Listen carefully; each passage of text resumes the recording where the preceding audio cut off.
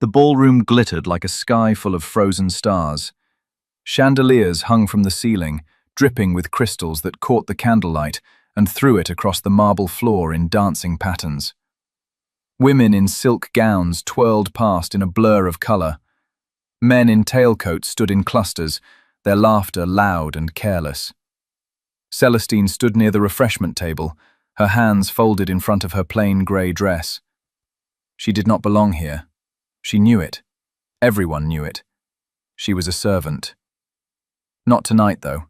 Tonight she had been invited, not by the Duke, not by anyone important, but by Lady Margaret, the Duke's elderly aunt, who needed someone to help her walk through the crowd and fetch her drinks when her joints ached too much to move. Celestine did not mind. She liked Lady Margaret. The old woman was kind, with soft eyes and a voice that never rose in anger. She treated Celestine like a person, not a shadow. But the rest of them? They looked at her like she was dust on their expensive shoes. "Stay close, dear," Lady Margaret had said earlier, patting Celestine's hand. "These people can be cruel." Celestine had nodded. She already knew. Now, Lady Margaret sat in a cushioned chair near the wall, her eyes half closed as she listened to the music. Celestine stood beside her, scanning the room for anyone who might approach with questions or demands. That was when she saw him. The Duke's brother, Lord Edward Ashford. He stood near the centre of the ballroom, surrounded by a group of laughing men. He was tall, with dark hair slicked back and a sharp, angular face. His eyes were cold, like chips of blue ice. He wore a perfectly tailored coat, black with silver buttons that caught the light every time he moved. He was handsome, in the way a blade was handsome, beautiful and dangerous. Celestine had seen him before, of course. He lived in the manor, just like his older brother, the Duke, but she had always avoided him. There was something about him that made her stomach twist, something cruel in the way he smiled. She looked away, hoping he would not notice her.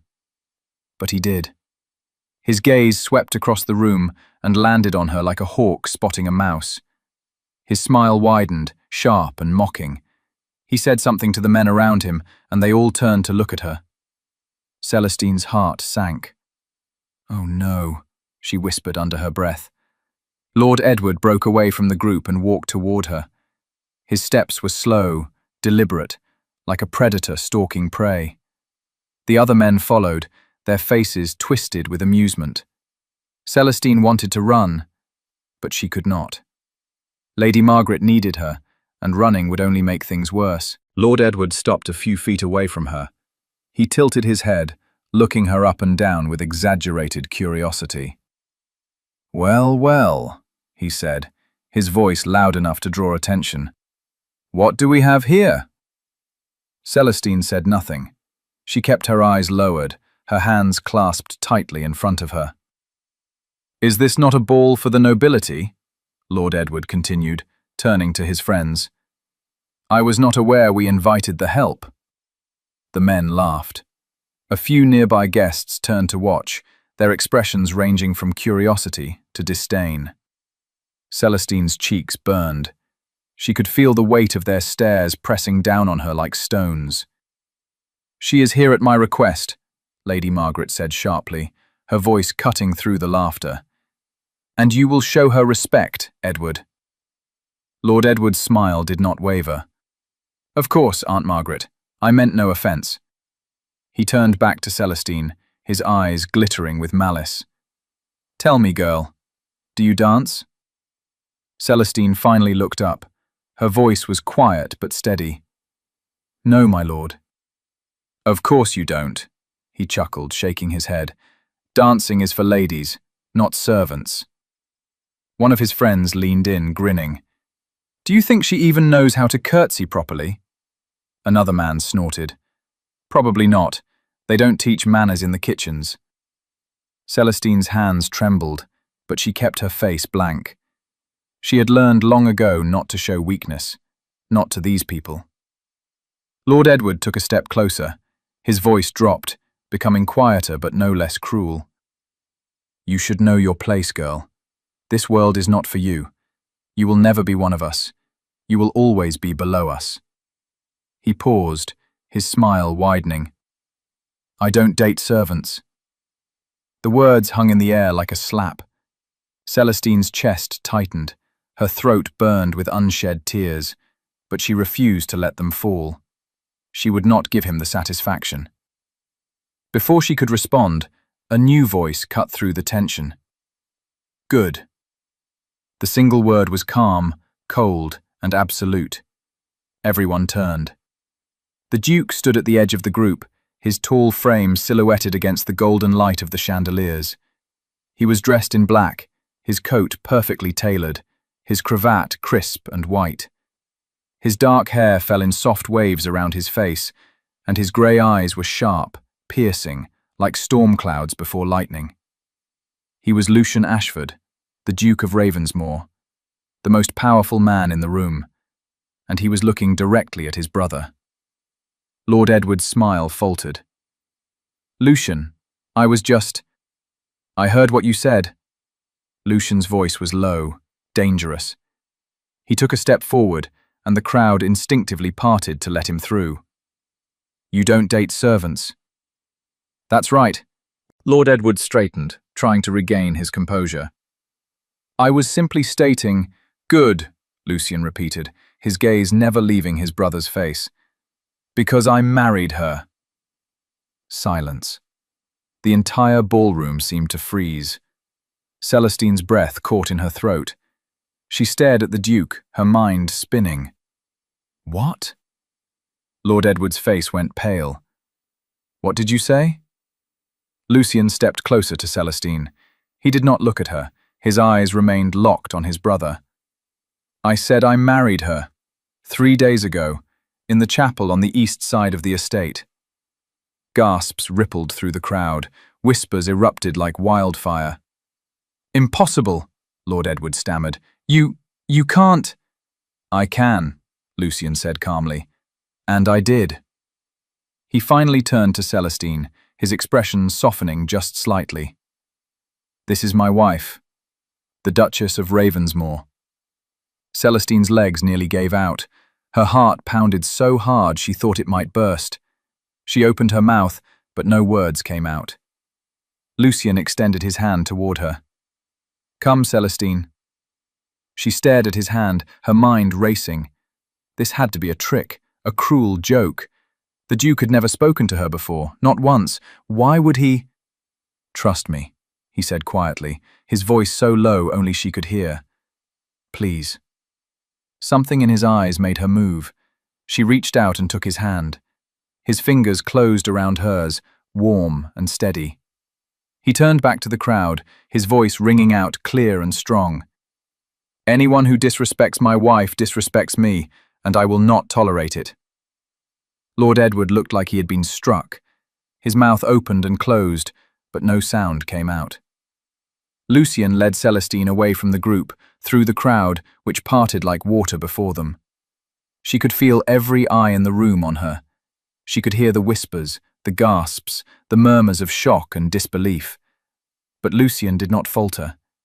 He walked with his head high, his grip on her hand firm and unyielding. When they reached the edge of the ballroom, he stopped and turned to her. "Are you all right?" he asked. Celestine stared up at him, her mind still reeling. "Why did you do that?" "Because it was the truth," he said simply. But we're not married." His lips curved into the faintest hint of a smile. "Not yet."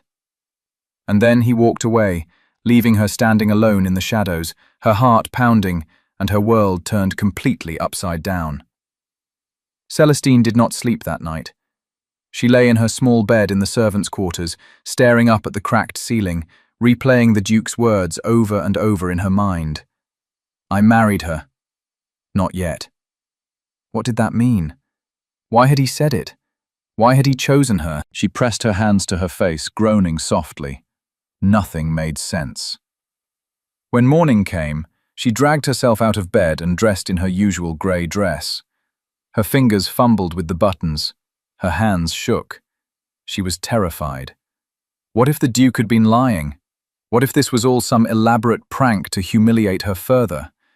What if she walked into the manor and everyone laughed at her? But she had no choice. She had to go back to work. She could not afford to lose her position. She tied her apron around her waist and stepped out into the hallway. The other servants stared at her as she passed. Their eyes were wide, their faces a mixture of shock and envy. No one spoke to her. She kept her head down and hurried toward the kitchen. But before she could reach it, a hand caught her arm. She gasped and spun around. It was Mrs. Whitlock, the head housekeeper. She was a tall, stern woman with greying hair pulled back into a tight bun. Her expression was unreadable. "Miss Celestine," she said crisply, "you are to come with me." Celestine's stomach dropped. "Why? What did I do?" "Nothing." Mrs. Whitlock's tone softened slightly. "The Duke has requested your presence." Celestine's heart skipped a beat. "The Duke?" "Yes, in his study. Immediately." Mrs. Whitlock turned and walked away, expecting Celestine to follow. Celestine hesitated for only a moment before hurrying after her. They walked through the grand hallways of the manor, past the portraits of stern-faced ancestors and the suits of armor that lined the walls.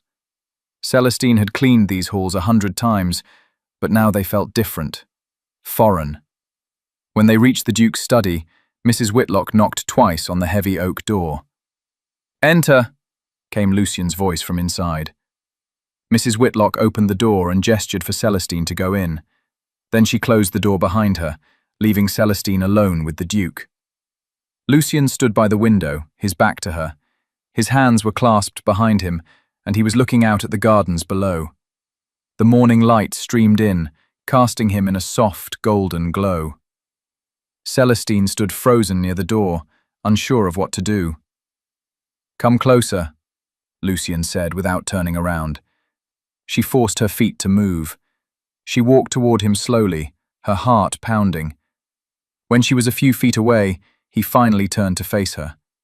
His grey eyes studied her carefully, as if he were trying to memorize every detail of her face. "Did you sleep?"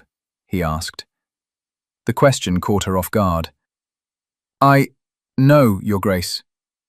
He nodded, as if he had expected that answer. "Neither did I." Silence stretched between them. Celestine could not take it anymore. "Why did you say that?" she burst out. "Why did you tell everyone we were married?"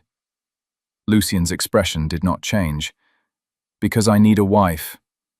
But you could marry anyone, any noblewoman in the country. Why would you choose me?" "Because you are not like them," he said simply. Celestine frowned. "I don't understand."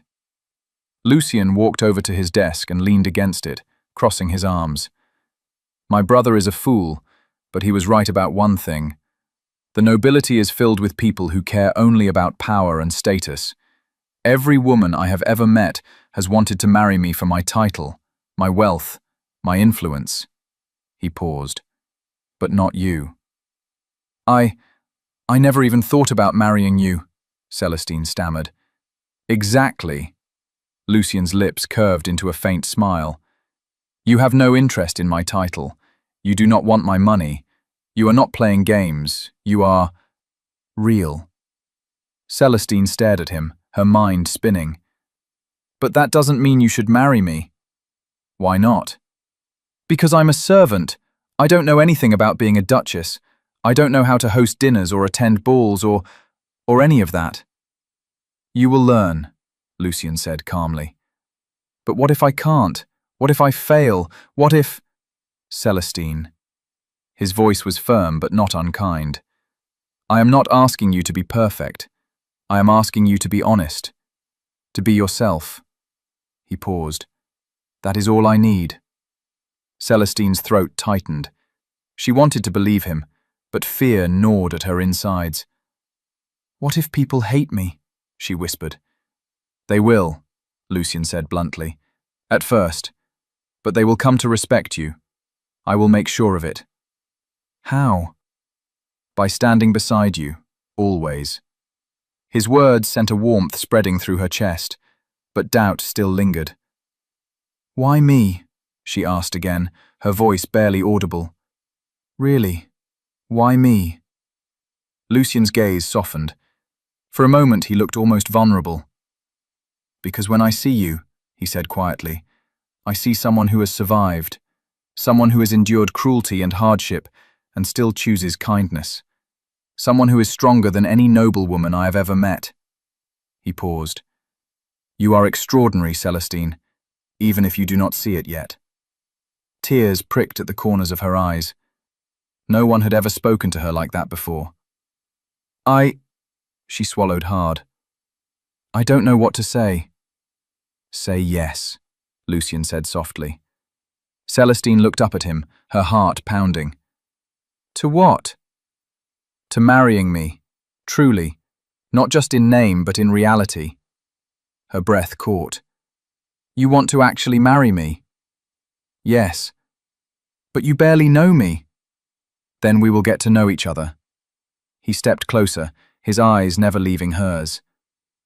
"I am not asking you to love me, Celestine. Not yet. I am only asking you to give me a chance." Celestine's mind raced. This was insane, impossible. She should say no, she should run. But when she looked into his eyes, she saw something she had never expected to see. Hope. And maybe, just maybe, she saw it because she felt it too. "Yes," she whispered. Lucian's expression shifted. Relief washed over his face, so sudden and raw that it took her breath away. "Thank you," he said quietly, and for the first time since she had met him, he smiled. The wedding took place 3 days later.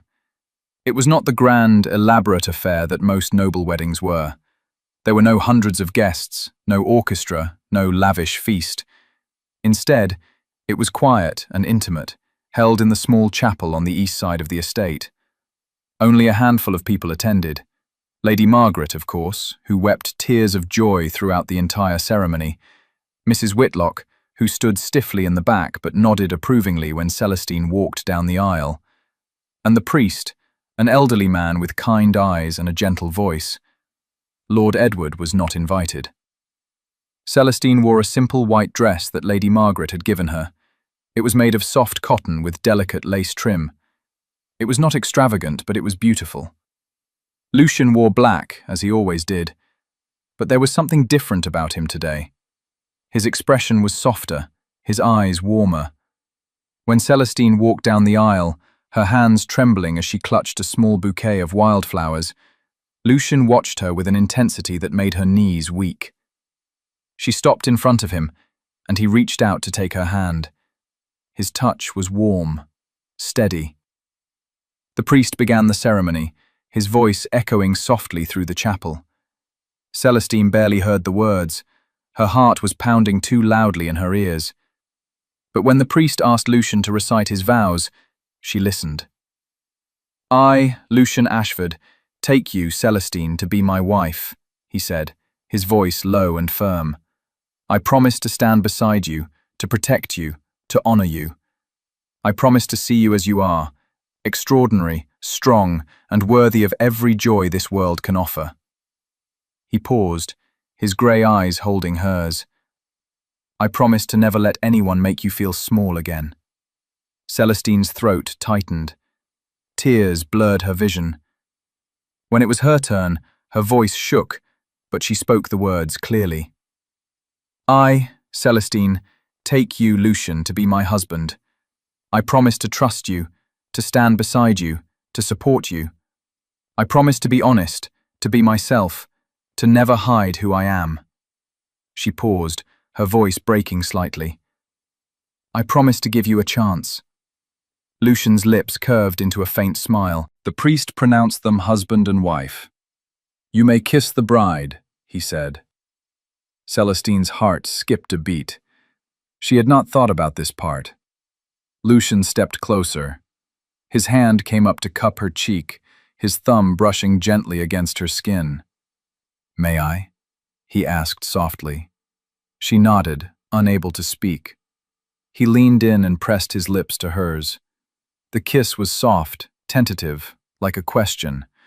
but it sent a warmth flooding through her entire body. Her hands came up to rest against his chest, and she felt his heartbeat beneath her palms, strong and steady. When he pulled back, his eyes searched hers. "Are you all right?" he murmured. She nodded again, breathless. "Yes." He smiled, and for the first time she believed that maybe, just maybe, this could work. The news of the Duke's marriage spread like wildfire. Within hours, every noble family in the region knew. Within days, the entire country was talking about it. The Duke of Ravensmoor has married a servant. Some people were shocked. Others were scandalized. A few were intrigued, but most were furious. Letters poured into the manor, filled with outrage and disbelief. Nobles demanded explanations. They accused Lucian of dishonoring his family name. They called Celestine terrible names: gold digger, opportunist, social climber. Celestine read one of the letters by accident. She had been walking past Lucian's study when she saw it lying open on his desk. "You have made a mockery of your title," it read. "That woman is not fit to be a duchess. She will ruin you." Celestine's hands shook as she set the letter down. She walked quickly out of the study, her chest tight. She found Lucian in the library, reading by the fire. "Did you see the letter?" she asked, her voice trembling. He looked up, his expression unreadable. "Which one?" "The one on your desk. The one that called me unfit." Lucian closed his book and set it aside. "I see them all, Celestine, every single one. And they do not matter." "But they think I'm ruining you." "They are wrong," he said firmly. He stood and walked over to her, placing his hands gently on her shoulders. "You are not ruining me. You are saving me." Celestine stared up at him, tears threatening to spill. "How can you say that? Everyone hates me." "Not everyone," Lucian said softly. "Lady Margaret adores you. Mrs. Whitlock respects you. And I—" He paused, his eyes softening. "I am grateful for you every day." "But what if they never accept me?" "Then they do not deserve to be in our lives." Celestine wanted to believe him, but the weight of the world's judgment pressed down on her like an invisible hand. A week after the wedding, the first true test came. Lady Vivienne Montrose arrived at the manor unannounced. She was a duchess herself, known throughout the country for her beauty, her wealth, and her sharp tongue. She had been one of the women many believed Lucian would marry. She swept into the drawing room in a gown of deep emerald green, her golden hair piled high on her head, her lips painted red. She looked like a queen. Celestine, sitting stiffly in a chair by the window, felt like a mouse. "Lucian," Lady Vivienne purred, gliding over to him and kissing both his cheeks. "It has been far too long." "Vivienne," Lucian said coolly, "I was not expecting you." "I heard the most extraordinary rumor," Vivienne said, her eyes gleaming. "They say you got married." She turned her gaze to Celestine, looking her up and down with barely concealed disdain. "And this must be the bride." Celestine stood, her hands clasped tightly in front of her. "Yes, I am Celestine." "How quaint." Vivienne's smile was sharp. "Tell me, dear, where did you two meet?" Celestine hesitated. "Here, at the manor." "Oh," Vivienne's eyebrows rose. "Were you visiting?" "No, I worked here." Silence. Vivienne's smile widened. "Worked? How fascinating." She turned back to Lucian. "You always were unconventional, darling. But this is bold, even for you." Lucian's jaw tightened. "Celestine is my wife. She deserves your respect." "Of course," Vivienne said smoothly. "I meant no offense. I simply find it surprising."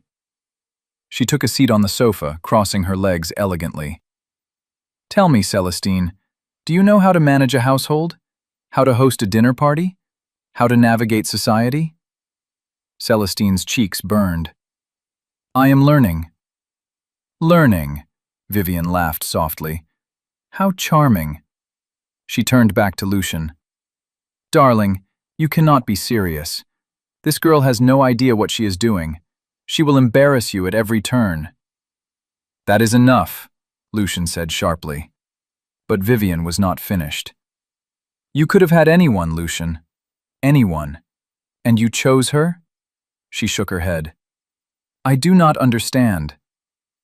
You do not need to understand, Lucian said coldly. You only need to leave. Vivian's eyes widened. You are asking me to leave? Yes. For a moment, Vivian looked genuinely shocked. Then her expression hardened. She stood, smoothing down her gown. Very well, she said icily. But mark my words, Lucian, this will not end well. She glanced at Celestine one last time. Good luck, dear. You will need it. And with that, she swept out of the room. Celestine's legs trembled. She sank back into her chair, burying her face in her hands. I cannot do this, she whispered. Lucian knelt in front of her, gently pulling her hands away from her face. Yes, you can, he said firmly. She is right. I do not belong in this world. She is wrong, Lucian said, and she is jealous. Celestine looked up at him, confused. Jealous? Of what? Of you, Lucian said simply. Because you have something she never will. What? Me. Celestine's breath caught. Lucian's expression softened. You are stronger than you think, Celestine, and I will stand beside you every step of the way. Tears slipped down her cheeks. Promise? I promise. But the attacks did not stop. Rumors began to spread. Vicious, cruel rumors. The Duke only married her because she was pregnant. She used magic to seduce him. She is blackmailing him. Celestine heard the whispers everywhere she went. In the hallways, in the gardens, even in the village when she accompanied Lady Margaret on a visit. The weight of it all became too much. One evening she locked herself in her chambers and wept. There was a knock on the door. Celestine? Lucian's voice. She wiped her eyes quickly. I am fine. Let me in. She hesitated, then unlocked the door. Lucian stepped inside, his expression pained when he saw her tear-streaked face. What happened? He asked gently. Nothing, she lied. Celestine. She broke. They hate me, she sobbed. They think I am a liar, a manipulator, a witch. They think I tricked you. Lucian's jaw clenched. Who said that? Everyone. He pulled her into his arms, holding her tightly. They are wrong. But what if they are right? She whispered against his chest. What if I am ruining your life? Lucian pulled back, cupping her face in his hands. Look at me. She did. You are not ruining my life, he said fiercely. You are the best thing that has ever happened to me. Her heart stuttered. Lucian. I mean it, he said. Before you, I was alone. I had wealth, power, everything the world says I should want. But I was empty. And then I met you. And for the first time in my life, I felt like I could breathe. Tears spilled down her cheeks again, but this time they were different. I do not deserve you, she whispered. You deserve everything, he said softly. And then he kissed her. This kiss was not like the one at their wedding. It was deeper, more desperate, filled with all the words they had not yet said. When they finally pulled apart, both were breathless. I am falling in love with you, Lucian said quietly. Celestine's heart stopped. What? I am falling in love with you, he repeated. And I do not care who knows it. Celestine stared at him, her mind spinning. She wanted to say it back, but fear held her tongue. Instead, she kissed him again. Lord Edward did not take his brother's marriage well. He drank heavily, raged to his friends, and plotted ways to humiliate Celestine. But nothing worked. Lucien protected her fiercely, and slowly, despite everything, Celestine began to find her footing. She learned how to manage the household, she studied etiquette, she practiced conversation. And bit by bit, she began to believe that maybe, just maybe, she belonged. But Edward was not finished. One night, at a grand ball hosted by another noble family, Edward cornered Celestine while Lucien was speaking with another duke. "Enjoying yourself?" Edward sneered, his breath reeking of alcohol. Celestine kept her voice steady. "Yes, thank you." "Do you know what they all say about you?" Edward leaned in close. "They say you are nothing, a pretender, a mistake." Celestine's hands clenched at her sides. "I do not care what they say." Edward laughed bitterly. "You should, because one day Lucien will wake up and realize he made the biggest mistake of his life, and when that day comes, you will have nothing." Celestine met his gaze, her voice cold. "You are wrong." "Am I?" "Yes." She stepped closer, her chin lifted. "Because Lucien chose me, not because of my title or my wealth, but because of who I am, and that is something you will never understand." Edward's face twisted with rage, but before he could respond, Lucien appeared. "Is there a problem?" he asked, his voice dangerously quiet. Edward straightened. "No, just having a conversation." "Leave," Lucien said coldly. "Now." Edward glared at him, then turned and stalked away. Lucien turned to Celestine. "Are you all right?" She nodded, her heart still racing. "Yes." He took her hand, squeezing gently. "You handled that well." She looked up at him, surprised. "You heard?" "Every word," he smiled faintly. "I am proud of you." Warmth flooded through her chest. "Thank you." And in that moment, surrounded by people who hated her, Celestine felt something she had never felt before. She felt strong. Months passed. Celestine grew more confident. She hosted her first dinner party, and though she made mistakes, she did not crumble. She attended balls and social events, holding her head high even when people whispered. And slowly, some of the nobles began to soften. Lady Margaret praised her publicly. A few younger noblewomen approached her with curiosity rather than disdain. Even Mrs. Whitlock smiled at her more often. But the greatest change was in Lucien. He was softer now, more open. He laughed more, smiled more. He spent every evening with Celestine, talking by the fire, walking through the gardens, simply being together. They were falling in love. Celestine knew it. She felt it every time he looked at her, every time he touched her hand, every time he said her name. And one night, she finally said it. They were sitting in the library, curled up together on the sofa. Lucien was reading aloud from a book, his voice low and soothing.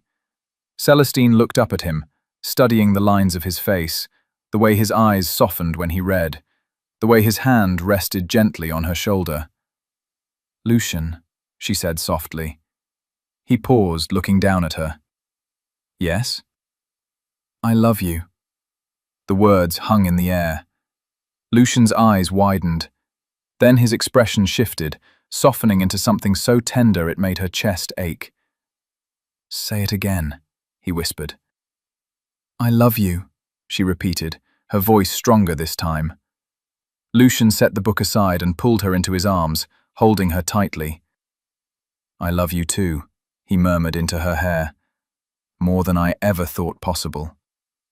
Celestine closed her eyes, tears of joy slipping down her cheeks. For the first time in her life, she felt truly, completely happy. But happiness never lasts forever. Lord Edward, consumed by bitterness and rage, decided to take one final stand. He spread a lie, a terrible, vicious lie. He told everyone that Celestine had been unfaithful, that she had been seen with another man in the village. The rumor spread like poison.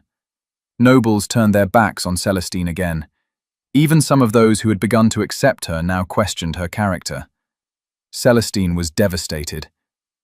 "It is not true," she told Lucian, her voice breaking. "I swear it is not true." "I know," Lucian said firmly. "I believe you." "But they do not." "Then I will make them." Lucian called for a public gathering. Every noble family in the region was invited. He stood before them all in the grand hall of the manor, Celestine at his side. "I have called you all here," Lucian began, his voice ringing out clear and strong, "to address the lies that have been spread about my wife." The crowd murmured. "My brother, Lord Edward, has accused Celestine of infidelity. He has lied.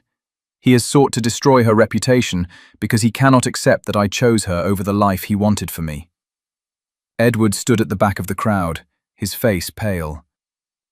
"But I am here to tell you all," Lucian continued, "that Celestine is the most honest, loyal, and courageous woman I have ever known. She has faced cruelty and judgment with grace. She has endured insults and lies with strength, and she has loved me despite all of it." His voice softened as he turned to look at Celestine. "I am the one who does not deserve her," he said quietly, "but I am grateful every day that she chose me." Tears streamed down Celestine's face. Lucian turned back to the crowd. "Anyone who continues to spread lies about my wife will no longer be welcome in my home or my life. That includes family." He looked directly at Edward. The crowd was silent. Then, slowly, Lady Margaret stood. She walked over to Celestine and took her hand. "I stand with the Duchess," she said clearly. One by one, others began to stand. Not everyone, but enough. Edward turned and fled. Weeks later, Celestine stood in the gardens watching the sunset. Lucian came up behind her, wrapping his arms around her waist. "What are you thinking about?" he asked. "How much has changed?" she said softly. "For the better?" She turned in his arms, smiling up at him. "Yes, for the better." He kissed her gently. "I am proud of you," he murmured. "And I love you," she whispered back. They stood together as the sun dipped below the horizon, painting the sky in shades of gold and pink. Celestine had started as a servant, invisible, voiceless, nothing. But now she was a duchess, a wife, a woman who had found her strength, and, most importantly, she was loved. Not for her title, not for her wealth, but for who she was. And that was everything. The end. Word count, 6,850. I need to continue to reach the 15,000-word target. Let me expand the story with deeper scenes, more emotional layers, additional conflicts, and richer character development. Winter arrived at Ravensmoor Manor with a vengeance. Snow blanketed the grounds in thick, white drifts. Icicles hung from the eaves like frozen daggers. The wind howled through the night, rattling the windows and moaning through the chimneys. Celestine stood at the window of her chambers, watching the snow fall. She wore a thick shawl wrapped around her shoulders, but she still felt cold. Not from the weather, from something deeper. She had been having nightmares. Every night, the same dream. She was back in the servants' quarters, scrubbing floors, her hands raw and bleeding, and everyone around her was laughing, pointing, telling her she did not belong. She would wake up gasping, her heart pounding, her skin damp with sweat. And every time, Lucian was there. He would pull her into his arms, whispering reassurances, stroking her hair until she calmed down. But tonight, the nightmare felt different, more real. She turned away from the window and climbed into bed, pulling the blankets up to her chin. Lucian was downstairs, meeting with his steward about estate matters. He would be up soon. She closed her eyes and tried to sleep. But the dream came again. This time she was in the ballroom. Everyone was staring at her, whispering. Lord Edward stood in the center of the room, pointing at her, his face twisted with cruel delight. "You do not belong here," he said, his voice echoing. "You never will." And then Lucian appeared. But instead of defending her, he looked at her with cold, distant eyes. "He is right," Lucian said quietly. "This was a mistake." Celestine screamed. She woke with a jolt, her heart racing, tears streaming down her face. Lucian was beside her in an instant, his hands cupping her face. "Celestine, look at me." She did, her breath coming in ragged gasps. "You are safe," he said firmly. "I am here. You are safe." She collapsed against his chest, sobbing. Lucian held her tightly, his hand stroking her back in slow, soothing circles. "Tell me," he said softly. "Tell me what you dreamed." Through broken breaths, she told him. When she finished, Lucian was silent for a long moment. Then he pulled back and looked into her eyes. "Listen to me," he said, his voice low and intense. "I will never leave you. I will never regret marrying you. You are not a mistake. You are the best decision I have ever made." "But what if—" "No." His tone was firm. "No what-ifs, no doubts. You are my wife, my duchess, my partner, and nothing, nothing will change that." Celestine's tears slowed. She searched his face, looking for any sign of hesitation, but there was none. Only fierce, unwavering certainty. "I am afraid," she whispered. "I know," he said gently. "But fear does not mean you are weak. It means you care, and that is a strength, not a weakness." She leaned her forehead against his. "How did you get so wise?" He smiled faintly. "I had a good teacher." "Who?" "You." She laughed softly, despite herself. "I have not taught you anything." "You have taught me everything," he said quietly. "You taught me what it means to be brave, to be kind, to choose love over fear." He paused. "You taught me how to be human." Celestine's throat tightened. "Lucian." He kissed her, soft and slow and full of promise. When he pulled back, he smiled. "Now go back to sleep. I will stay awake and keep the nightmares away." "You cannot do that." "Watch me." And he did. He stayed awake all night, holding her, his arms a shield against the darkness. A week later, a letter arrived. It was addressed to Celestine. The handwriting was unfamiliar. The seal was plain, with no crest or insignia. Celestine opened it in the drawing room, Lucian sitting beside her. As she read, her face went pale. "What is it?" Lucian asked, concern flashing in his eyes. Celestine's hands trembled. She handed him the letter without a word. Lucian read it, his expression darkening with each line. The letter was from a woman named Eliza.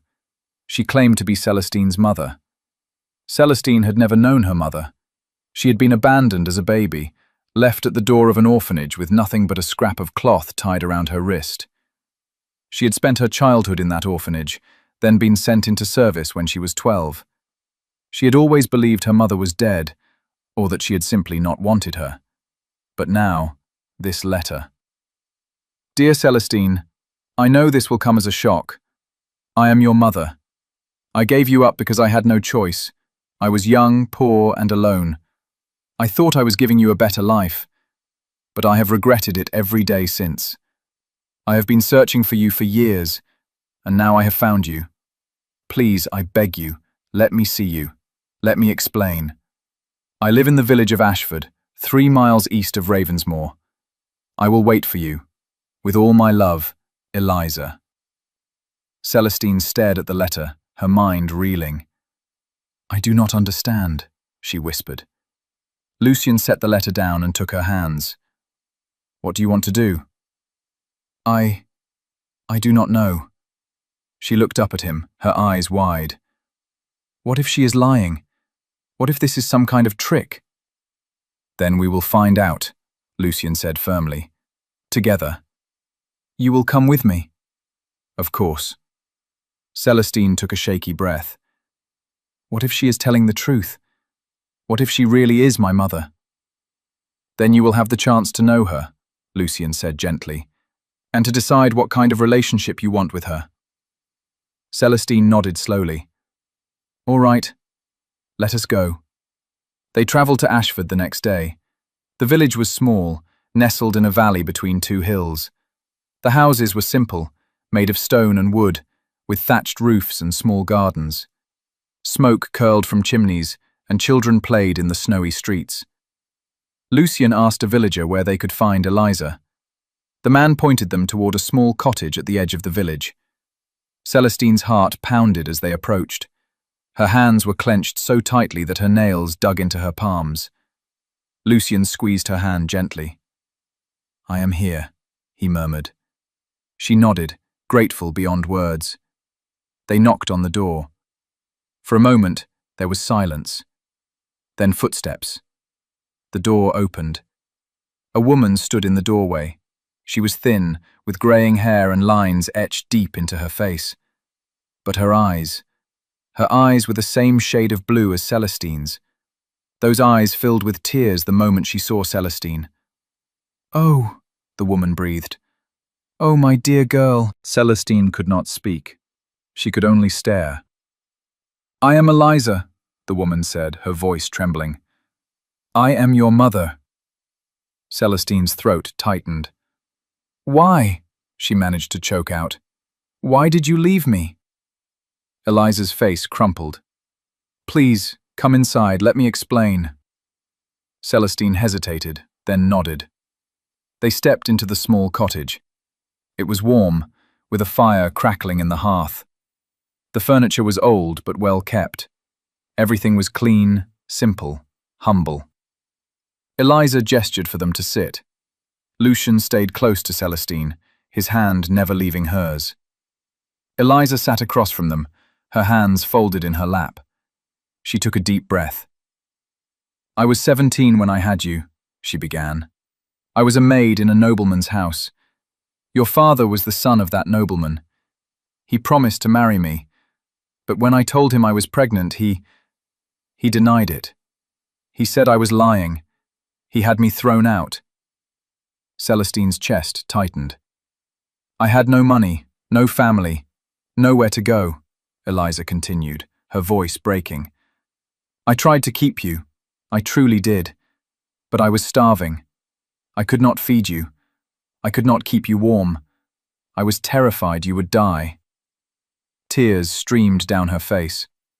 So I left you at the orphanage. I thought they could give you a better life than I could. But you never came back, Celestine whispered. I tried, Eliza said desperately. I went back when you were 5, but they told me you had been sent into service. They would not tell me where. I searched for years. And then I heard about the Duke's marriage. I heard your name. And I knew it was you. Celestine stared at her, emotions warring inside her. Anger, sadness, confusion, relief. Why should I believe you? She asked, her voice trembling. Eliza reached into her pocket and pulled out a small piece of cloth. It was faded and worn, but Celestine recognized it instantly. It was the same cloth that had been tied around her wrist when she was found. I kept the other half, Eliza said softly, holding it out. Celestine took it with shaking hands. She pressed the two pieces together. They fit perfectly.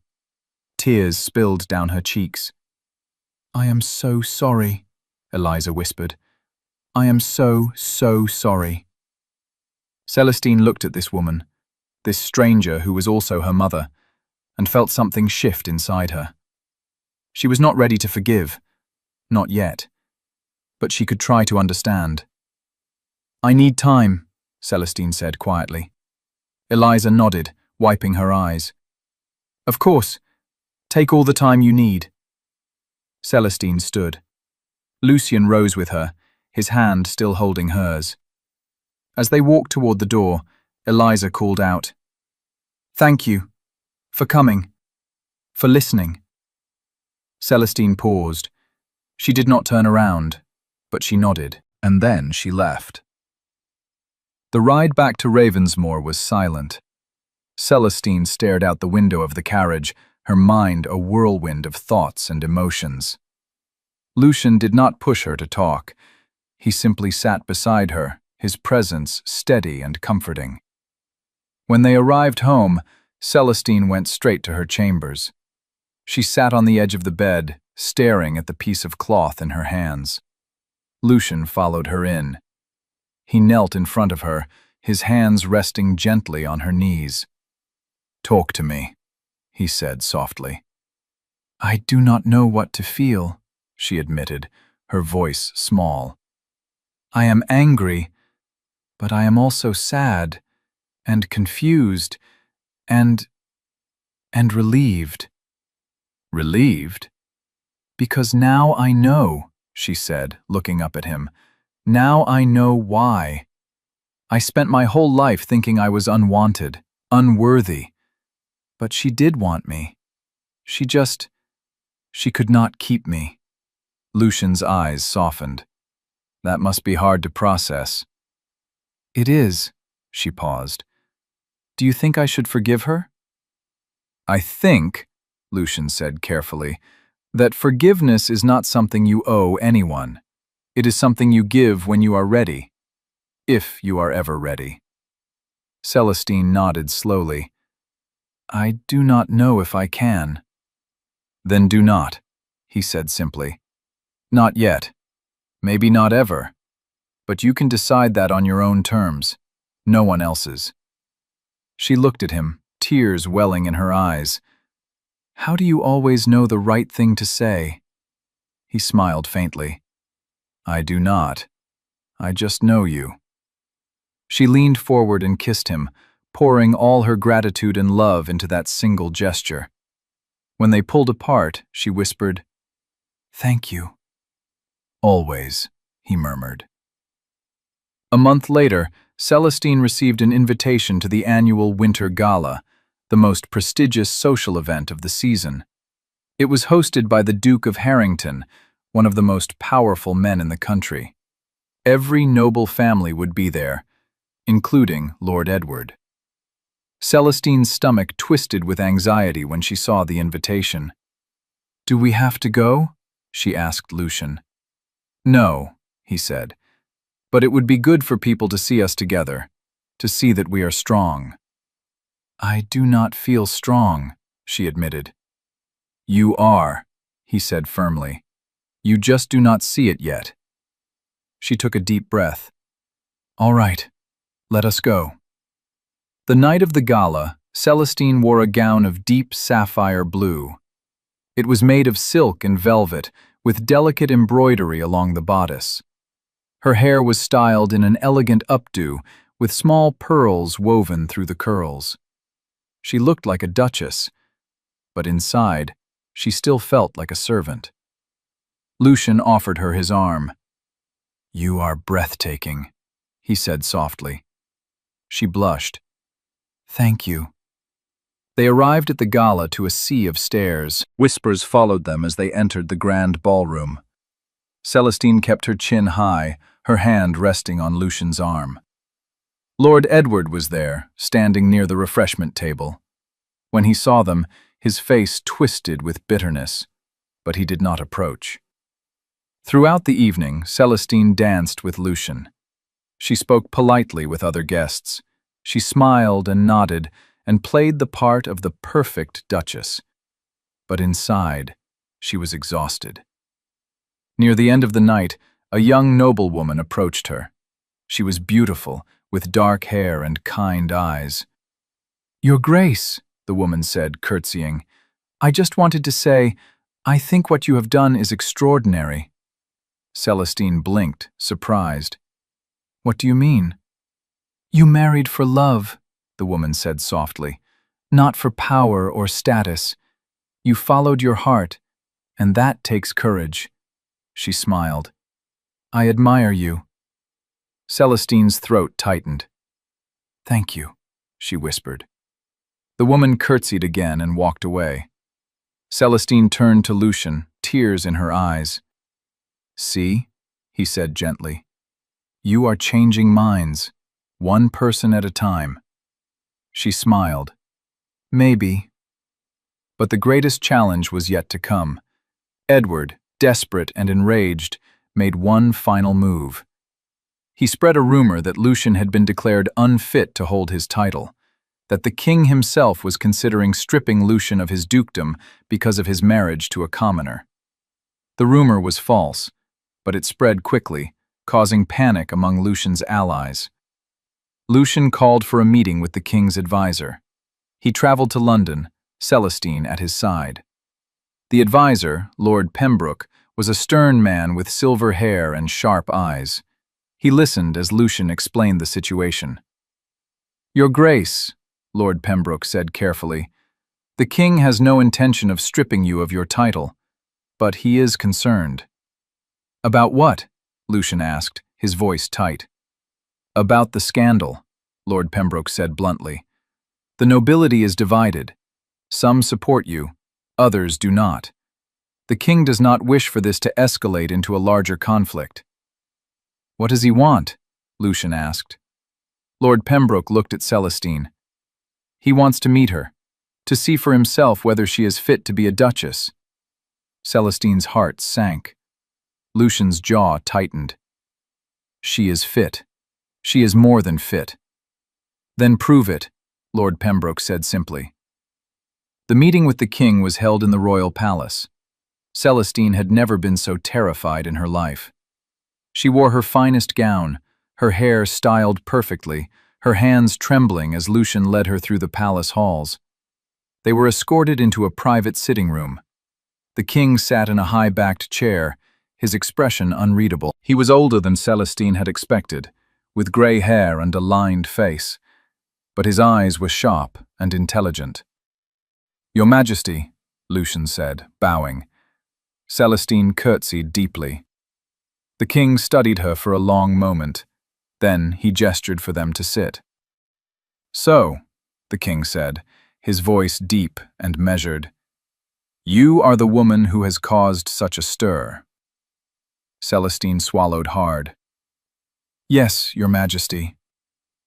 "Tell me," the king said, leaning forward, "why did you marry the Duke?"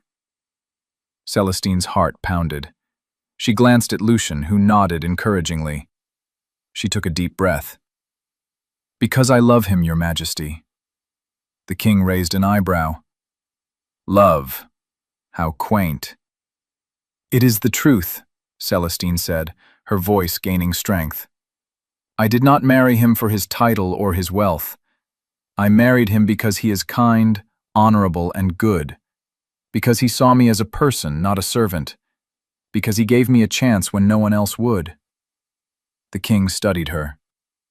"And do you believe you are fit to be a duchess?" Celestine hesitated. Then she said, "I do not know, Your Majesty. I am still learning. But I am trying. Every day I am trying to be worthy of the title. Worthy of him." The king was silent for a long moment. Then, to Celestine's shock, he smiled. "You are honest," he said. "That is rare in this world." He turned to Lucian. "You chose well, Duke Ashford." Lucian let out a breath of relief. "Thank you, Your Majesty." The king stood. "You have my blessing, both of you." Celestine's eyes filled with tears. "Thank you, Your Majesty." As they left the palace, Celestine turned to Lucian, her face glowing with joy. "We did it," she whispered. "No," Lucian said, pulling her into his arms. "You did it." A year later, Ravensmoor Manor was filled with laughter and light. Celestine stood in the nursery, cradling a tiny baby in her arms. A daughter, with dark hair and grey eyes like her father. Lucian stood beside her, his arm around her waist, his face soft with wonder. "She is perfect," he whispered. "She is," Celestine agreed, tears of joy streaming down her face. Lady Margaret sat nearby, knitting a tiny blanket, her face beaming with pride. Even Mrs. Whitlock had softened, bringing gifts and cooing over the baby. Celestine looked around the nursery, at the people who had become her family, at the life she had built, and felt a wave of overwhelming gratitude. She had started with nothing. She had been mocked, scorned, and rejected. But she had found love. She had found strength. She had found herself. And now, she had everything. Lucian kissed her temple. "I love you," he murmured. "I love you too," she whispered back. And as the sun set over Ravensmoor Manor, painting the sky in shades of gold and rose, Celestine knew that she was exactly where she was meant to be.